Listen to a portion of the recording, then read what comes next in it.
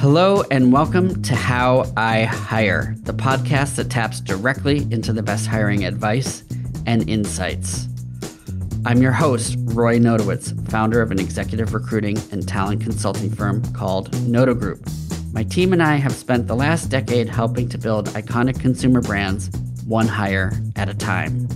Back in May, I was joined by Cyrilda Summers McGee. She reminded us that our biases influence the way we assess candidates. Of course, we also know many companies still have significant work to do around creating a welcoming, inclusive, and collaborative team culture for better retention. This brings us to our topic today. Fred Miller and Judith Katz of Kaleel Jamison Consulting Group join me to share their expert knowledge on recruiting, supporting, and retaining a diverse workforce. Kaleel Jamison Consulting Group assists organizations in creating inclusive, collaborative workplaces that leverage differences to achieve higher performance and engagement. As CEO and lead strategist, Fred Miller develops workforce utilization strategies that accelerate higher individual, team, and organizational performance. Fred is a pioneering change agent and thought leader whose work reflects a lifelong commitment to pushing back on the status quo to help organizations become places where human beings can be fully human. Judith Katz is the Executive Vice President of Kaleel Jamison Consulting Group. She has distinguished herself as a thought leader, practitioner, educator, author, and strategist around change management, the development of high-performing, inclusive organizations, and the issues of oppression and diversity. Judith and Fred have co-authored 4 books on the topics of diversity, inclusion, collaboration, trust, authenticity, and teamwork. They draw on their foundational framework, inclusion as the how, to enable clients like Allstate, Merck, EILEEN FISHER, and others to achieve higher performance and accelerate results. This introduction barely scratches the surface of Fred and Judith's career highlights, accomplishments, and accolades. Check out our podcast show notes for more information about the work that they do. Fred, Judith, thank you so much for joining me today. I appreciate you being here. It's a pleasure to be with you, Roy. You know, we really appreciate you and the work that you're doing, and it's great to join you. Thanks so much. Glad to be here. So just for the audience, I was lucky enough to connect with Fred and Judith and their team about 4 or 5 years ago when they were supporting a sustainable fashion brand on a C-level recruitment. And I have to say, Fred, it was one of the most enjoyable experiences, and it wasn't because it wasn't without challenges. It was because of the inclusive process and the engaging communication, the trust and respect that each person had who was involved in that process for each other. It was a career-defining search. So thank you for working with us in that way. It was a pleasure. It was great. It was a good team internally, and then you brought the secret sauce that made it all work together. So I want to be very appreciative of what you added, your structure, your thinking, and your flexibility. And I think all that helped to be a very successful process for everyone. I was talking to Judith before you joined for a minute, Fred, and I was saying that although, I have a master's degree in higher education administration, we did a lot of DEI training early in my career. And, recently I sort of feel negligent and disappointed in myself in not really being a student of these concepts to the degree that I feel like everyone is sort of realizing at this point. And the analogy I used was, it's like learning a few years of a language. You're fluent enough to sort of order at a restaurant or travel, but you're not really fluent, And I feel like that's where we're at right now. And it's such a huge opportunity. The more we dive into it, I think the more people are realizing how much there is to learn and how much nuance and detail and how much better we can do. And so I appreciate the work that you're doing. That said, I wanted to start by having each of you take a few minutes to tell us about your business and how your team supports clients. Yeah, and first I just want to say, I think we're all disappointed, but we're disappointed because we're measuring ourselves against the unknown. No one knew that the work around diversity and inclusion would accelerate the way it has, and that has become the major focus for many, many organizations. We're getting lots of client calls, like in 5-6 weeks, 50 calls. Wow. That's unheard of for us. We usually get 1.5. And it's an order of magnitude, but it speaks to organizations realizing that they're behind. Even the ones that are ahead are behind, because what's happened in the society has really accelerated change, has really helped all of us especially many of us staying at home, reflect on who we are and how we want to be and how we want to show up and what we are giving energy to. And it's a movement out there in the world that's saying we need to be different as we move through this process.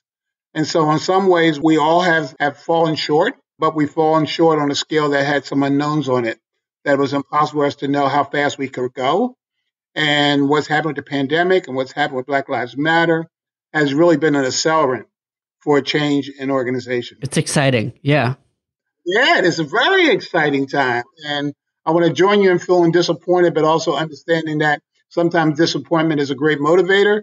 And also disappointments cannot be helped because there's unknowns out there that appear all of a sudden. A little bit about Kaleel Jamison Consulting Group. We're a management consulting firm that uses organization development technology to bring about culture change. So we're a culture change firm. We've been around for 50 years. This is our 50th anniversary year. So we were around before the word diversity and inclusion were even used. We were part of making those words popular and introducing those words to many, many Fortune 50 companies, which that's something that we're pretty proud of and able to at least start those companies down their journey. And like I said, every day our phone is coming off the hook. And it's different this time. Many organizations, especially progressive organizations, especially organizations that are near the top of that Fortune 500 list, have gone on record of being supportive of diversity and being supportive of inclusion. They've been sworn in by the judge, put their hand on the book, and said, I take an oath to support diversity and inclusion. Then all of a sudden, this thing happens this year that actually redefines what it means to be supportive of it. And so they've all need to take leap forward on their thinking about it. And that's, I think, what our calls are about. It's really about we need a strategy. We need to be more visible. We were thinking about some things to do, but it's not enough. We need more. I think the pressure is from outside the organization, that's consumers and customers and neighbors are saying, what's your organization doing? Is it doing enough? But it's also coming from inside organizations where employees are reassessing who they are and what they want and what they require of an organization. So we've been in a very fortunate position of having an international reputation, a strong reputation in the United States from working with many, many different organizations. And as those people are thinking about this work, they're calling us up and asking us to give them assistance. I think that the challenging part is that there's so many unknowns out there. You know, there was a time when corporations could do a 5-year strategic plan. I'm telling clients, let's just plan 2 or 3 months because we don't know what's going to be happening 2 to 3 months from now. So let's start something. Let's do things that are foundational, but let's also be aware that this thing is changing fast and moving fast. And you're going to have to be nimble as we go through this incredible revolutionary change as a society and as organizations. How do you typically approach the first 3 to 6 months when working with a new client? What are the things you focus in on? I mean, I think the first thing is really understanding where the culture is today. A lot of organizations have done a lot of work on bias. They've done a lot of work on understanding and focusing on hiring. But I think the big thing is focusing on their culture and their work environment is critical. And that's the sustaining factor. So for many of these projects, it's really looking at first, where is the culture? What have they done? Taking an assessment around all of the work that's already gone on. We don't need to recreate that. The issue is going to be what's going to accelerate change? What's going to accelerate movement? And I think the thing that's exciting right now is that there's a deeper understanding of systems, HR processes, and how those need to be addressed in terms of systemic racism, in terms of systemic issues. So I think that the first step in that first 3 to 6 months is let's get critical mass of people involved. Let's understand what the barriers are. Let's understand what has been done so that we can really create a strategy that's going to accelerate the change. You know, a lot of organizations have created employee resource groups. A lot of organizations have done a lot of the best practices. But what they haven't done is invest in the culture to really make that sustainable and make that different. And how do they need to really, think differently about people so that it's not a wait in your seat in terms of moving up the organization? Because a lot of organizations have done well about bringing in diversity at the entry levels. What they haven't done as well is moving people up in the system and really promoting and developing folks. So it's really looking at where those barriers and really addressing it at a cultural level and a systemic level.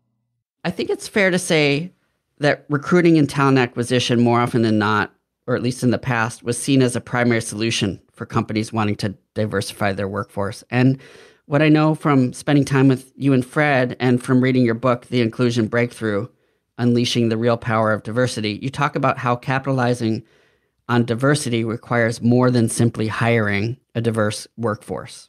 Can you share the impetus for the book and your thoughts on what leaders and companies should be asking or thinking about or assessing within their organization to recognize the full potential of a diverse workforce? One of the models that's key to our practice is the model called the PATH model, from a club to an inclusive organization. And that really helps us with the diagnosis of where the organization is. If your organization is a club, one of the challenges is just hiring people is you're really going to have a revolving door because people don't have the support systems and the culture and the environment that's really going to enable them to succeed. Many times bringing people in, they become the pioneer for the organization and they get like 5 jobs. They get to be doing their job well, then they get to educate everybody else. They have to be the spokesperson and the representative of their identity group. They have to mentor other people. And many of those folks get burnt out. And so recognizing that hiring isn't the solution, it's a piece of the puzzle, but you've got to hire in the right place in the right time. That's why, again, we come back to the culture. So when we wrote Inclusion Breakthrough, it was really about helping people understand issues around the difference between compliance, diversity, equity, inclusion, because those all take different strategies. And some people think just hiring or being in compliance with law is enough when it's definitely not enough. So you've got to really attend to all those strategies, and you've really got to understand what are the actions and interventions that are needed to really move to an inclusive organization. And that's not a light switch of just bringing people in. Yeah, I think the other challenge is that when I and my cohort of boomers and probably the generations after us came into organizations, we were willing to tolerate that the organization wasn't perfect. And we were willing to tolerate that the rhetoric we heard from the interviewer wasn't necessarily the same rhetoric that was in the organization. Present company excluded from having that practice. You tell the truth. But a lot of people did not always tell the truth, or they gave the best picture of the truth. And I think that now people are like, I don't want to be a pioneer. I don't want to be breaking new ground. I don't want to be the first or the only. I don't want to be the one that's got to, answer all the questions about my particular identity group. And so people are raised the bar on where I want to go and where I want to work and what do I expect of the workplace. I expect the organization to have done its work around diversity, around inclusion, around equity. I expect that. And if in the interview process or when my first day on the job, I find that it hasn't done its work, people are like walking out. People are saying, I don't want to do this. I mean, we're hearing in our clients, we don't have a large sample yet, but we're initially hearing that newer employees are staying fewer days, months, years before they're leaving, that African Americans are leaving the organization at a higher rate. And so there's a shift going on around expectations, which is that if you're not meeting my expectations, I don't need to stay here, versus you're not meeting my expectations, I'll stay and try to make it better, or I'll stay and suffer through it, or I'll stay and hold my breath. People are not holding their breath. People are saying, I want to breathe and I want to be able to contribute, and I don't want to be blocked, and I'm here to add value. And if I can't add value, then I'll find some place that will let me add value. So when you go into an organization and you do that culture assessment, say as a first step, what do you do with that information? What are the 3 or 4 things that need to be in place in order to be successful at retaining and being a culture that's authentic in that way, in terms of valuing diversity and inclusion and equity? Yeah. When we're doing that assessment, we're trying to get a sense of, is there a need for change? What is the readiness for change? Are people willing to stick their necks out for change? Are leaders willing to hear the need for change and willing to change themselves? So we're assessing readiness for change when we do that assessment. And then once we have that, and it looks like they are ready, we'll let them know. And if it looks like they're not ready, we have said to clients, you're not ready to make a change yet. You're not ready to do anything yet. Here's some things you can do in the meantime. For change to happen, there has to be energy. Change does not happen with zero energy. Change takes energy. And so is there enough energy in the organization to bring about change? Is there enough energy in the organization to create movement? Is there enough energy in the organization to deal with the resistance you're going to get to change? And so we want to test that. We want to understand that. We want to make sure that it's sufficient. And then we want to talk to the senior leaders of the organization and let them know what we found and what we've heard from the people in the organization. And sometimes that's a conversation and they're already there. We had a client recently that was already there. And we've had clients that say, oh, I didn't understand the organization this way. That's not what my people tell me, And so we have to make sure that our data collection is robust enough that we have the information that help leaders understand what the truth is in the organization. It's truth telling. And once leaders have that, then they often will need some education themselves so they can model the behavior that's needed for change. And they don't need to know everything, but they need to know enough to be able to be proficient in those interactions. And then from there, then we have several paths that we can go down. Sometimes we're creating champions in the organization to model the change. Sometimes there's a pocket of readiness in the organization, a leader who raises her or his hand and say, I want to go faster than this organization is going.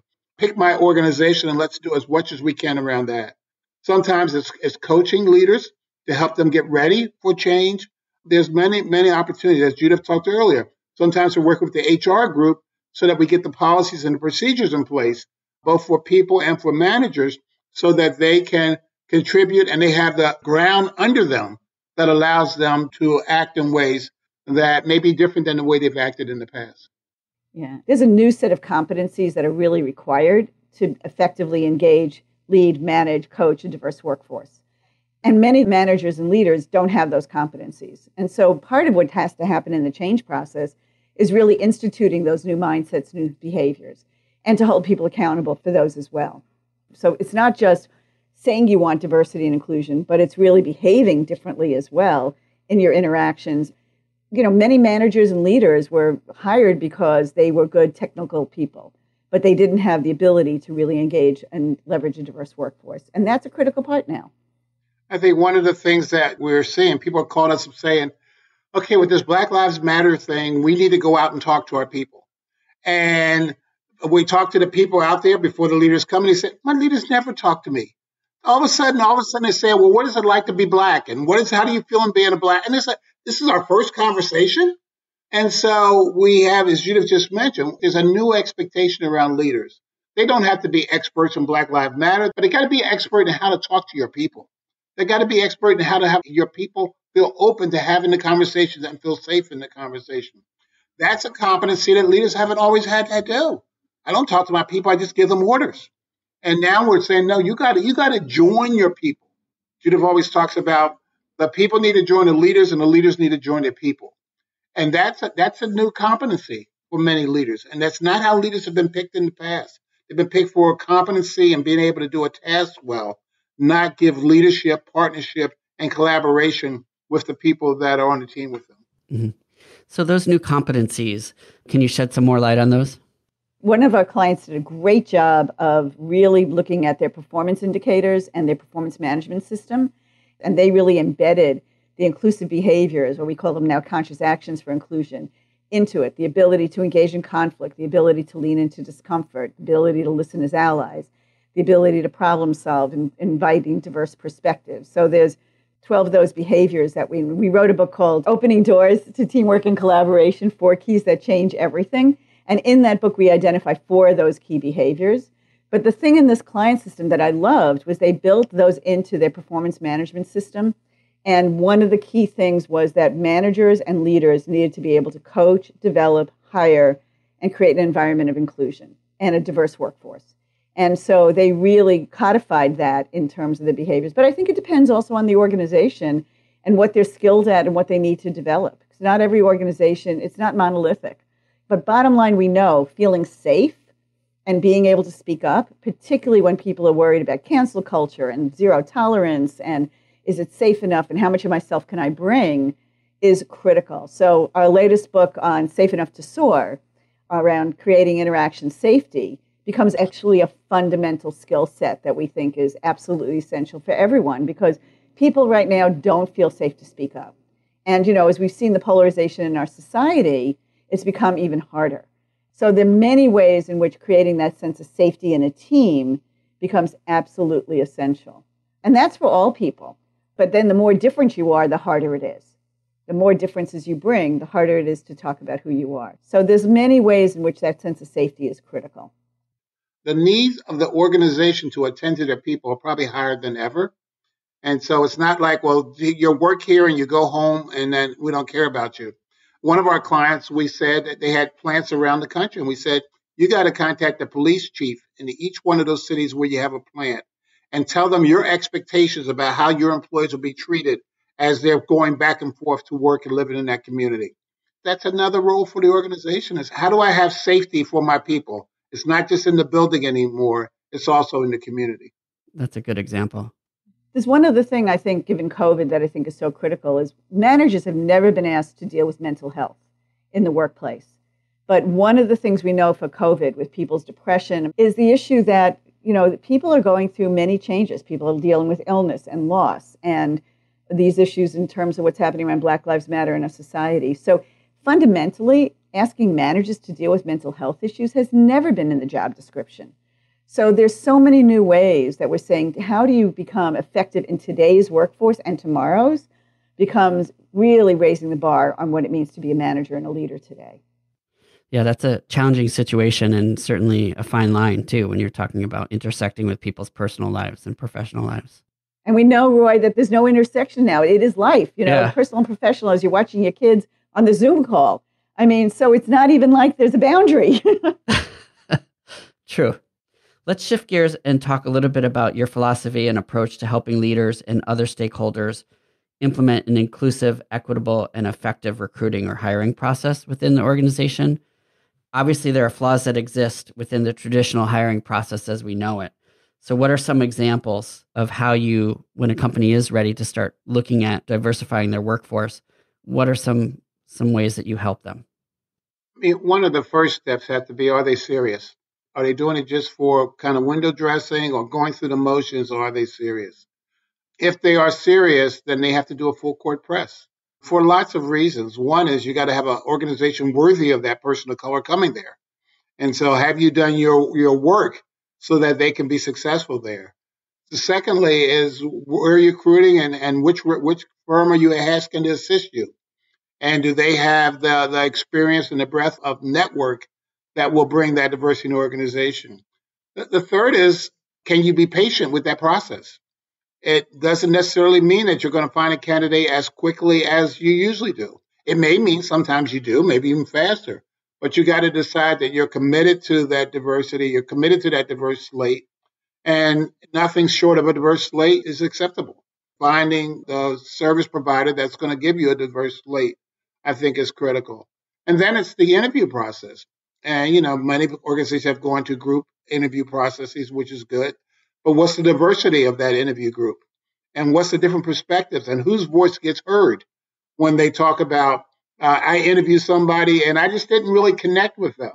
Okay, who is that not connecting? And what's their stuff? So how much do the people who are interviewing have to understand self, not just know how to ask interview questions? There's a higher and higher bar on getting great talent and getting great talent that's representing the diversity that the organizations need. And leaders hold themselves accountable for that. And, we have clients now who are having somebody in interview processes, especially when they're discussing the candidates, who's kind of like the facilitator and overviewer of, is bias seeping into the process? So they're kind of like the bias consultant or the facilitator. And they're listening to the conversation as the candidates are being discussed and calling out when they think they're hearing bias in those conversations. We need that. We need that everywhere because, unconscious bias is real. Conscious bias is real. And if somebody's not attending to that, those things will slip into the conversation because for many places, they're just a natural part of the dialogue. And so having somebody really looking at bias as it shows up makes a big difference. Fred, you've always talked about setting ground rules in advance of a process. Do either of you want to speak to sort of how you set the stage for success before the process begins? One of the things that's been fundamental to us is positioning. I think a lot of times organizations feel like they're under a stopwatch, that they got to just do things quickly. And so I think as you talked about, our experience with that retailer, we spent a lot of time positioning for hiring somebody, spent a lot of time thinking about who would come in and give them assistance. And although sometimes the client is impatient around that, if you build a good foundation, if you do great positioning, it pays great dividends. And so some of this is for organizations to say, slow down. Let's make sure we're doing the fundamental foundational work that's necessary so we have a good process and we can end up with a great candidate. And that becomes critical. And that is counter to what many organizations are trying to do. We need somebody. Let's go get them first and fast. And, half the time they get somebody fast and that person lasts 6 months and then they get trying to find somebody else fast. And they don't learn the lesson of if we take the time, and it doesn't have to be long, but it's taking the time, it's crossing the T's, it's dotting the I's, it's making sure that they're clear about what values do you want, what's the work you need to do, what kind of collaboration you want from the person, how are they going to be a part of the team. You want, hopefully these days, somebody who's going to help you mix it up a little bit so you don't have the same old stuff as you move forward as an organization. How are we going to be able to be okay with the mixing it up as this person does it? So there's a lot of things to think about, and having those conversations pre-candidate makes a world of difference. Yeah. I think there's the element of culture fit, which I think we're moving away from to kind of figure out, how can we have different perspectives? How can we focus on adding to the culture, not necessarily fitting the culture? Are those things that you're starting to see? And how can somebody or an organization think through some of those so that they can become a little bit more concrete about what all that means and what they're looking for? Yeah. I mean, one of the biggest code words we would say in bias is culture fit, because fit really means fit in. And so many organizations, that's a narrow fit instead of a wide fit. But I think this really comes into a conversation with the team and with the hiring manager or the hiring team about what is diversity, what does that look like? And a lot of times organizations bring people in and say, we want your difference, and then they squash it. So there's an education process with that team and the hiring team about what diversity means and what are we looking for and how qualifications may look different, or how in terms of what we look at it may be different. I mean, one of the things Stanford, for example, does is they use a gender decoder even in job descriptions. So, it's even starting from that beginning place about understanding how we put those biases in there. And the culture fit conversation is, we don't want somebody who's so outside of the culture that they really don't succeed. But the question becomes, what's the culture we're trying to ascribe to, and what do we need in terms of those differences in skills? I mean, you wouldn't have a leadership team that were all accountants. You would want a leadership team that have from different disciplines. And somehow we value those disciplines when it's in a team of that nature, but we don't value different styles, different skills, different approaches when we bring in team members. And I think it's that level of understanding, and probably also for the team that's there now to understand that their differentiation is probably a good first step too. Because if we can see our differences, then we're more open to other people bringing their differences in. And I think that opens up the conversation instead of closing it down. Fred, you had a good example of maybe how to solve for the way that unconscious or implicit bias enters into the process. What are some ways that we can mitigate or address that bias in the process, or where are the areas that enters in? One is we all need more education around this. I mean, we're just beginning to understand about bias and how bias plays out in our bias. And there's always another group, another difference that we need to include, and how do we get smart about those differences in the organization. The other thing is we got to have partners. I need people to say, Fred, what you just said was inappropriate, or Fred, what you just said, I don't think you really understand. We got to be able to call one another out in a kind way, in a nice way, in a supportive way, in a collaborative way, but not let things go by. I think the days of letting things go by need to be over. And the day needs to be is, hey, if somebody can say something in this room that makes us smarter, let's do it. We do that around products. We do that around service. We do that about other parts of the organization. If I give an idea for a new product or a new way of doing something and somebody thinks, well, that's okay, but here's a better way of doing it, most groups say, yes, we want that better way. But around this is like, oh, maybe I shouldn't talk. Oh, that was really bad, but I'm going to be quiet. That's not helping the organization grow. It's not helping the organization go forward. And it's positioning the organization poorly for when people come into the organization new and have that expectation that the organization is further along in understanding this than they are. The one other thing I think we can't forget is how AI also has bias built into it. And a lot of organizations are using AI as a way to do initial sort on resumes And so one of the things I would say we have to look carefully at, Fred and I wrote an article about this recently, is about how bias is built into the AI that we use. And so whatever software companies or companies you're hiring to do your initial sort for HR, for applications, for resumes, et cetera, we need to really relook at that, because we have to make sure that AI is not biasing even before we get to the pool of who's in the pool. There's a lot of ways in which technology helps us, but there's a lot of ways in which also it reinforces some of the old cultural things and norms and biases that we're trying to get rid of. So interesting. Fred, in the process that we worked on together, we were very thoughtful about the questions that we asked. And not only that, we thought about what is it that we're listening for in responses. We didn't just do that in a vacuum. We did that the whole hiring team, the collective group. And I felt like that was a huge difference in terms of really getting people on the same page. Questions with a purpose. Questions that are going to help you go to where you want to go. We're not asking questions for questions' sake. We're asking questions to see where the person is and what they're thinking. And for some of the questions we came up with, it didn't matter what their answer was. We wanted to hear how they would think about the question and how they would position themselves inside of the question. And all the answers were good on some of the questions. Obviously, there were questions where there were answers that we liked more than others. But the intent was to engage the person in a dialogue, engage them in a conversation, to hear their thinking. I mean, you have a snapshot in time to really engage and hear that person. We sat in comfortable, wonderful chairs. We sat around in a circle, and we had a dialogue with the person. And that made a big difference in the quality of the answers, but also in the quality of the engagement. So we could see how the person responded in a group meeting. I think oftentimes when you get to a finalist candidate where you do the offer and you're ready to hire them, it goes right from interviewing to offer, and then the person starts. Each and every person's going to come at this from a different way and need to be supported in a different way coming into the organization, and making sure you're taking time to be thoughtful about that onboarding or that indoctrination process. It's not just a template that you can use. It's by the individual, right? And what they're bringing to the table and what their needs might be specifically and how that relates to the rest of the organization. Can you speak to that at all? Yeah, several years ago, we were working with a large organization, Fortune kind of 10 company, and they were bringing in someone in the organization that had normally promoted from within, but because they wanted diversity and they wanted some different views, they were going to bring somebody into a higher level from outside the organization. And as they were doing this, to your point, I was saying to them, I really think it's important that you build a whole ecosystem around the person to be successful, make sure they have a buddy, make sure they have this, that, and the other, check-in and all that.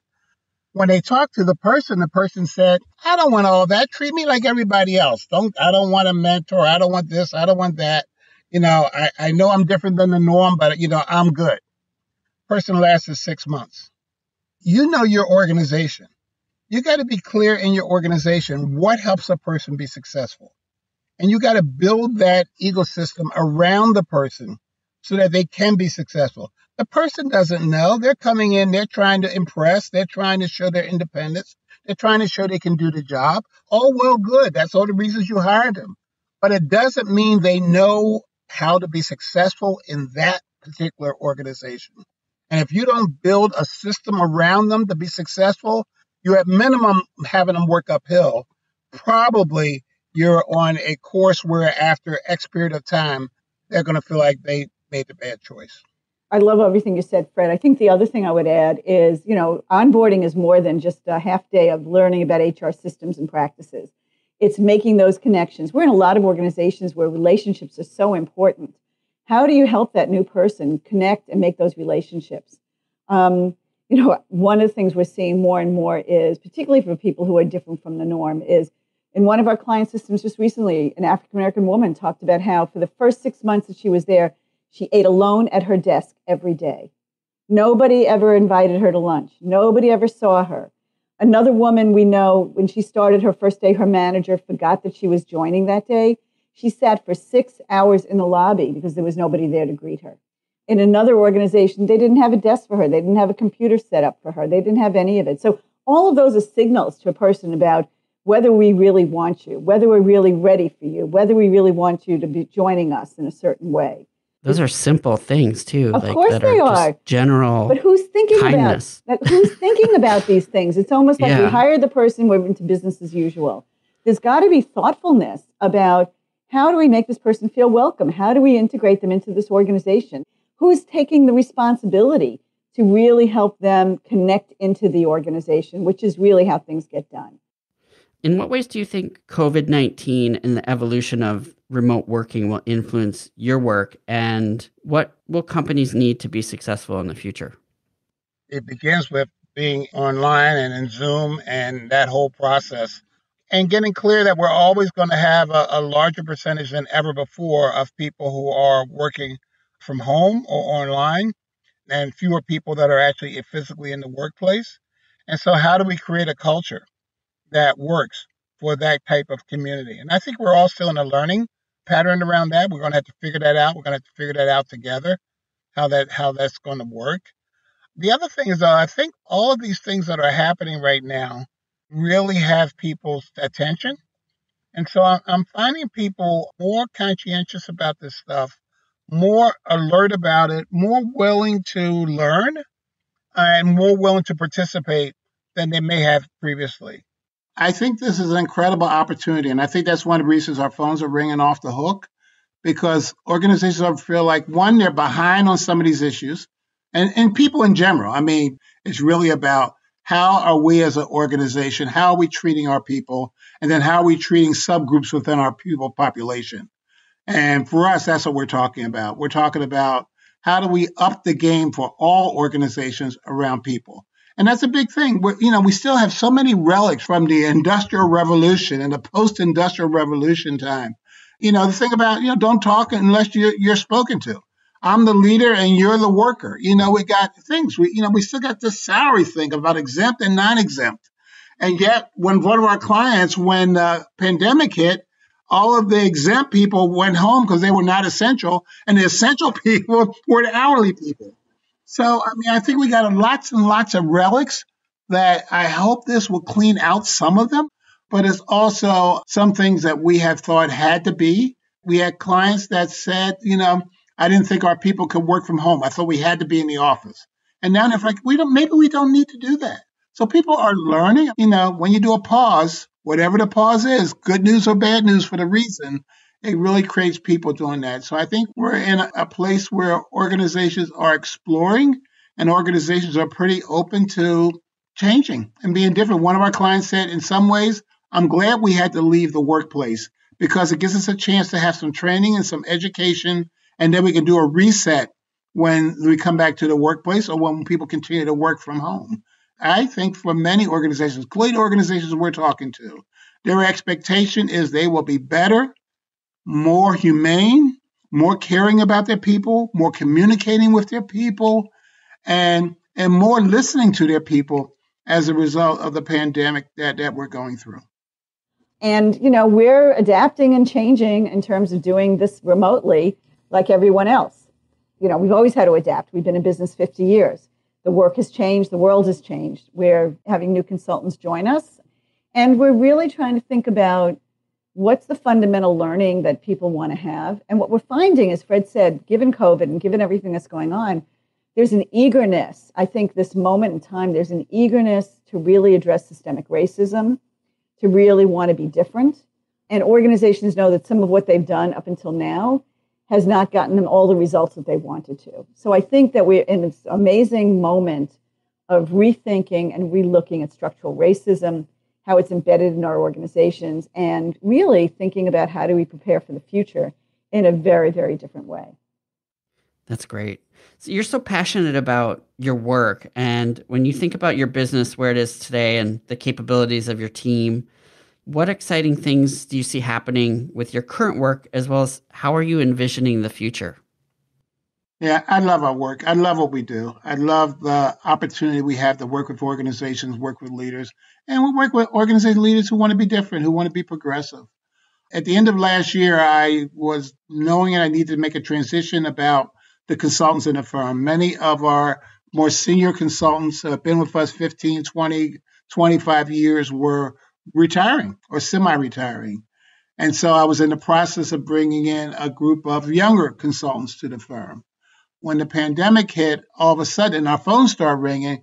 All of a sudden, those younger consultants, which I thought I had a 2-year runway of training and orientating and getting on board and bringing in some more newer senior consultants also, that all of a sudden we had weeks, and we're still struggling with that. How do we get them on board with the KJCG way of doing things in the next month as we have to try to deliver services? Who do we match them up with? Who can be teaching them? What's my availability? So I'm excited about a new group of consultants coming into the field, coming into our firm, being independent contractors with us and helping us continue to influence organizations and influence people. It makes me nervous because the demand is great and the upskilling is not overnight. It's not a light switch. I mean, I usually feel like it takes people a couple of years to really know our technology, know what we're doing, to really feel like it's theirs. And so how do we take what takes a couple of years and do some process that's a few months that at least gets them on board and able to deliver? They're all coming in with competencies. So it's not like they don't have competence. What they don't have is the KJCG way, the KJCG style. Now, like I just said earlier in this thing, our style's got to broaden out to accommodate them. So we learn and we do it as long as we're able to meet our clients' needs and help them be even better companies because of the experience with us.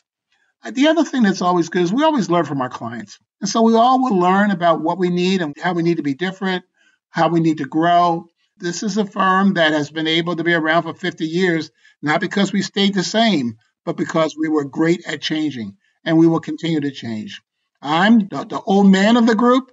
I'm all for it, and I support it, and I applaud it, and I look forward to them having many changes. I just always remember walking into meetings, you were always on your laptop doing work in every spare moment, you know? You were always present and engaged when we started the meetings and stuff, but you were also multitasking constantly. And, you know, to some degree, we experience the same thing in terms of bringing people in and ramping up in our firm and being passionate about our work and always trying to learn and evolve. And we learn a lot from our clients as well. I mean, the funny thing about Zoom is I can be with 3 or 4 clients in the same day. And so when you saw me in those rooms when we were face to face, I was with one client, but another client was saying, Fred, how about this? Yeah. Fred, how about that? Or a consultant saying, what do you think about this?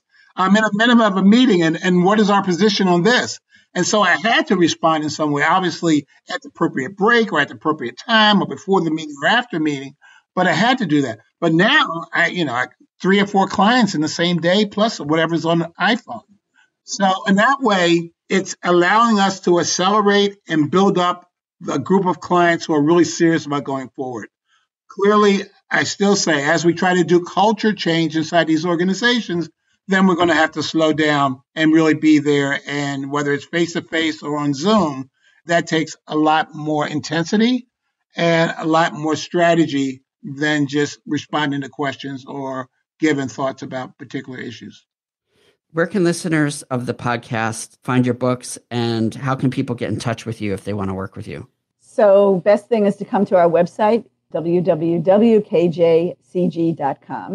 Our books are listed there. You can also get them on Amazon or Barrett Kohler, which is our publisher. And obviously, there's articles on our website. We have more information about kind of our practice and who we are. I really appreciate you being on the podcast today, and I learned so much from you all the time. And I also am so appreciative that your firm brought us into that project. We were lucky to find you. And, we live in a world now where wherever the talent is, you bring the talent from where it is. You don't let distance stop you. And so you're extremely talented. You did great work for that organization. And I'm pleased that we have continued our relationship. Yes. Because we have more things to do together going forward. And that reminds me of one of those old Western movies where somebody starts off writing by themselves and then somebody joins them and they're writing together. And then there's 5 and then there's 20 and then there's 50. I feel like that's what we've done in life. It's lovely to be in a world and a life and a time frame when we can find kindred spirits and join them in this quest to make the world a better place. Yeah, that's a great analogy. And it's an awesome way to wrap up the podcast. And I really appreciate you for all the work that you do and for taking time to share that knowledge and wisdom with us today. Well, thanks, Roy, and thanks for inviting us, and thanks for holding these conversations. I listened to some of the prior podcasts, and they're wonderful and informative for people. So we all need to be learning and listening and finding better ways to bring a diverse workforce and an inclusive environment to all our organizations. So thank you. Thanks for tuning in to How I Hire. Visit howihire.com for more details on the show and sign up for our newsletter to get updates and featured career content. If you know somebody who would be interested in what you heard today, let them know that they can find this episode wherever they listen to podcasts.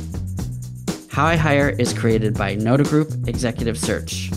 To learn more about Noda Group, visit nodagroup.com or follow us on LinkedIn. This podcast was produced by Anna McLean. For more information about her great work, visit aomclean.com.